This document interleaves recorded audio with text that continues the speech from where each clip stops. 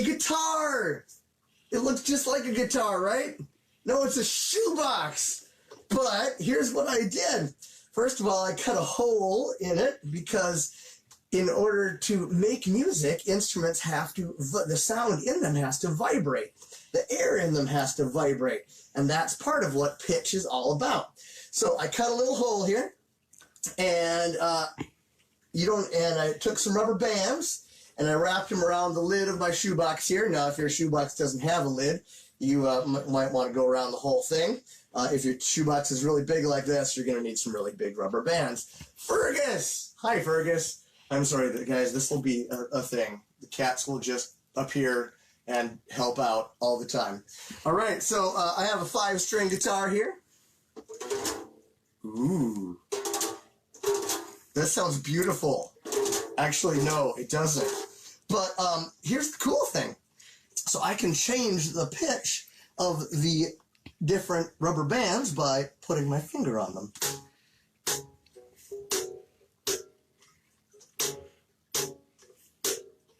Fergus, you find this very fascinating, don't you?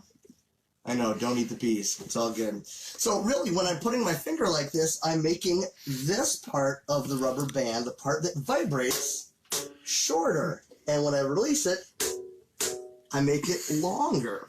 Kind of like boom whackers. When we play boom whackers, you know, the big ones make like low sounds. And the smaller they get, the higher the sound.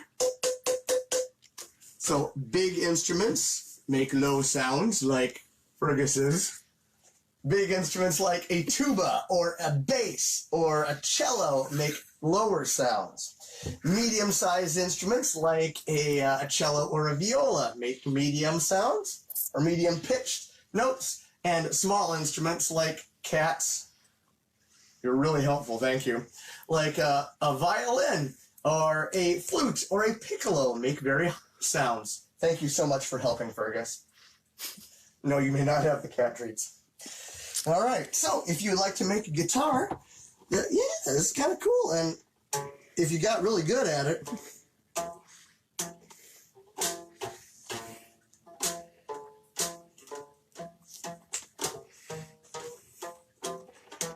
you can change the pitch and maybe even play a song. All right, cool. Now, I also found some water bottles. And these are just little bottles I found at the dollar store. They look really cool. They got cool tops on them and stuff like this. But I filled them up with water. And if you notice, they are different. The amount of water is different. This one has a lot of water. This one doesn't have a lot of water.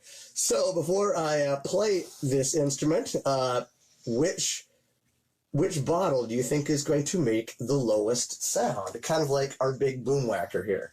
Is it going to be the one with the most water? Or is it going to be the one with the least amount of water? Let's check it out. So this is technically kind of like a woodwind instrument. I'm going to blow across the top of the bottle here, kind of like a flute, and and then we'll see what pitch we get. Here's the medium one. And here's the one without a lot of water. Taraji says hi. Hi, Taraji. Thanks for tuning in. And let's see. So, and the Wesley kids say hi. Hi, guys. Now,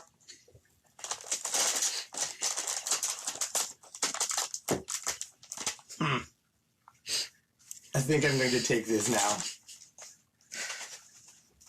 Come, little dog. Come, little kitty.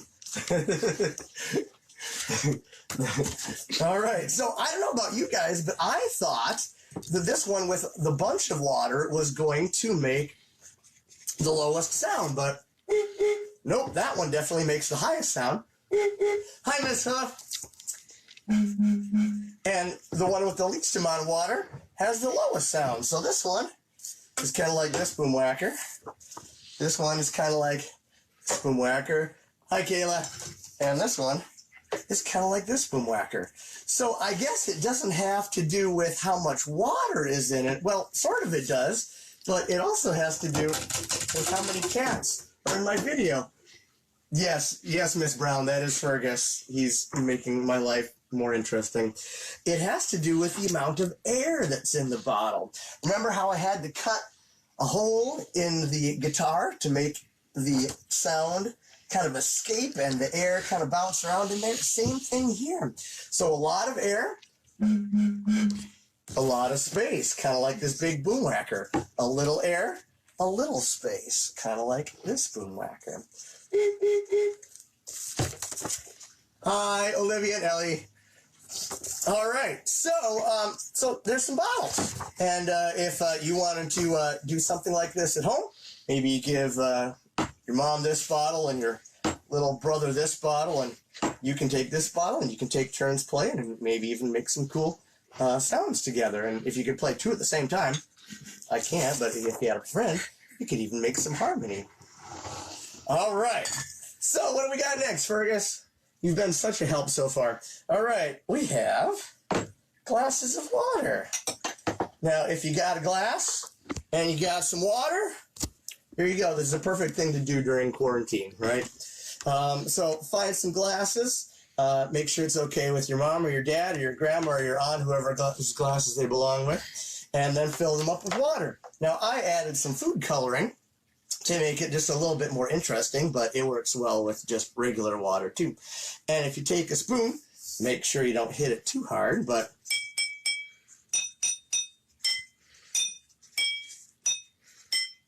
you can make kind of like a little xylophone, if you will, with the different cups and water. Oh, Taraji misses me. Oh, I miss you too, Taraji. This would be a lot more fun if we could do it in the classroom, but I'm glad you're tuning in. So, again, which one is going to be higher and which one is going to be lower? I think I'll use my brain and figure that this one that has the small amount of air is going to be low. Wait a minute. Yeah. What? Weird. Isn't that weird? This one has a lot of air and sounds low. This one has a little bit of air and sounds kind of low. And this one sounds kind of high.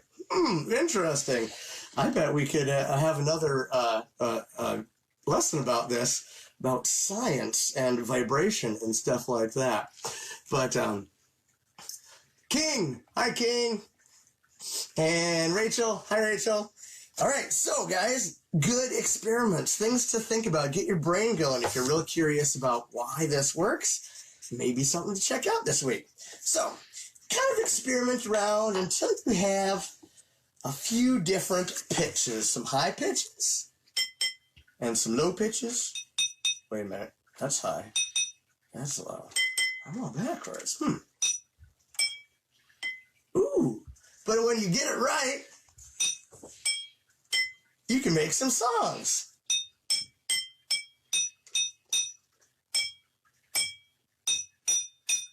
That doesn't sound right.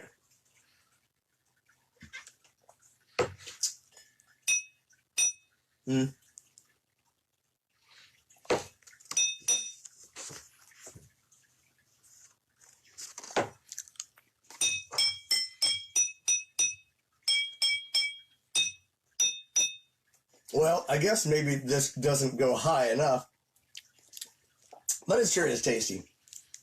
So, and you can make some different songs. Now, you can also do some composing.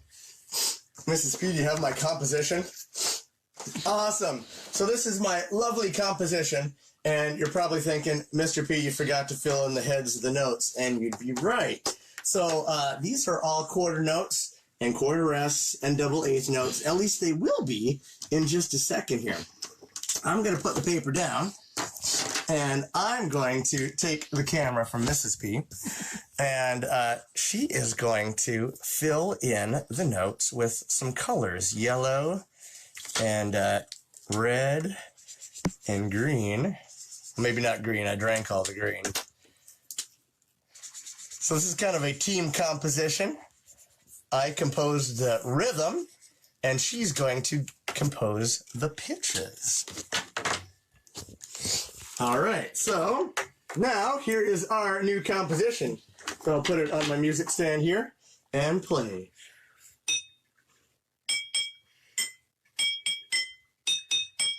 Hey, that's pretty cool. Let's try it again.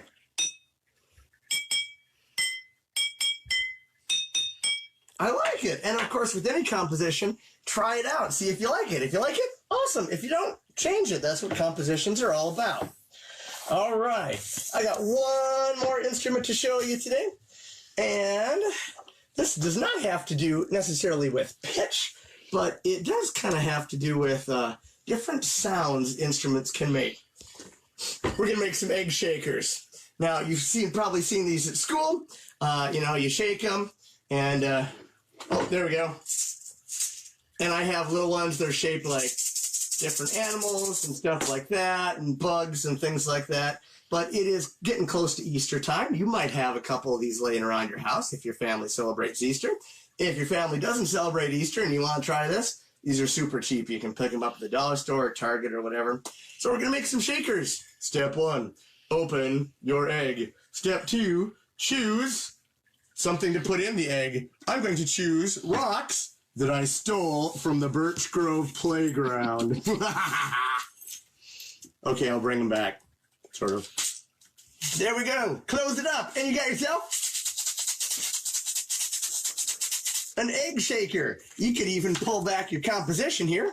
You can't play different pitches, but you could play a rhythm. Ta, rest, ti-ti-ta, ti-ti-ta, ti-ti-ta. And then experiment with the different sounds your eggs can make. Maybe I'll put some rice in this one. After you get done with this activity, you can make dinner. Definitely a different sound than that one. And let's see. Maybe in this one, I'll put some beads.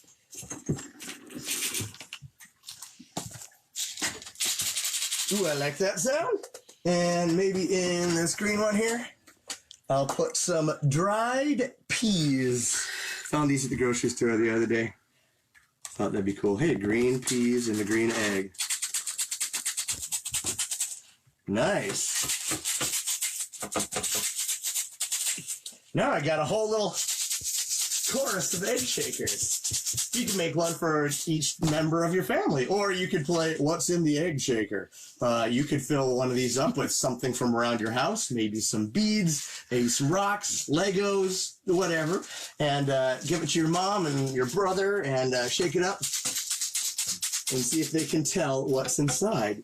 Now, if you want to take the stuff out and put it back, that's cool. Then you can change it up. If you don't want to, if you want to keep it permanent, like I have at school, get an adult to help you put some hot glue around the outside, or my favorite, duct tape. Just take a little strip of duct tape and put it around the outside. It should stay pretty good. All right, so I think I'll do one more before I say goodbye. And there we go. I think I'll fill this one up with cat treats. Yeah, let's see. There we go. Hold on, I better see if they're fresh. Yeah, they're pretty good. Chicken flavor. Yep, very nice. So I'll put some cat treats in this and see how many friends I can get.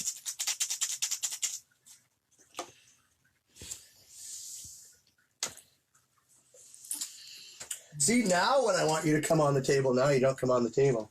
All right, come on, friends. There we go. Well, thanks, everybody, for hanging out with me. And tune in tomorrow at noon to see another one of our fantastic Birch Grove specialists do an awesome lesson. I will see you next Tuesday at noon. And I'm guessing Fergus will probably be here helping us. So thanks, everybody. See you later.